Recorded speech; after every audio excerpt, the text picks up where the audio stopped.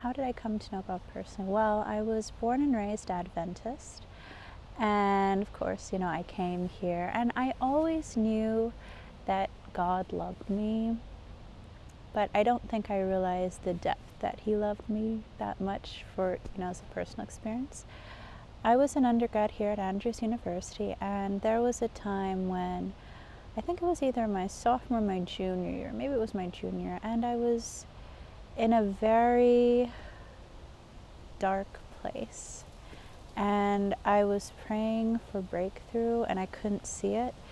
And I asked Him to come and, like part the waters or do something for me. And nothing happened. And I was waiting and waiting. And it was to the point where it was way past. And I was very hurt that, because it felt like for me that God had abandoned me. And so I was in the prayer room in Lamson, actually. And I was just very sad, and I was just sitting there, and I said, this is probably going to be my last time talking with you. I'm just really hurt that, I'd been praying, and you just never answered, you never came through, and things just kind of fell apart. And I was like, I don't know why that happened, but you know what, this is it. So yeah. And I was getting ready to leave, but I was like emotionally drained, so I was just kind of sitting there in silence. And I guess maybe a tear was crying, when you're not quite sure if you're crying or not. But so I was getting ready to leave, and this girl, she came in, she said, could I pray with you? And I was like, it's okay. She's like, no, please. And so she said, Lord, I know this is your daughter. Please draw near to her now with whatever she's going through. And I was like, thanks, I appreciate it. And I was getting ready to leave, but I was also kind of sleepy because it was late, so I was like, okay. So I just kind of stayed there for a few more moments, and then it was like the sweetest thing. I felt Jesus hug me, and I'd never experienced that before, and I knew, and I just really just started crying more and just tearing up, because in that moment I didn't need a theology lesson. I didn't need a Bible verse. I just needed Him.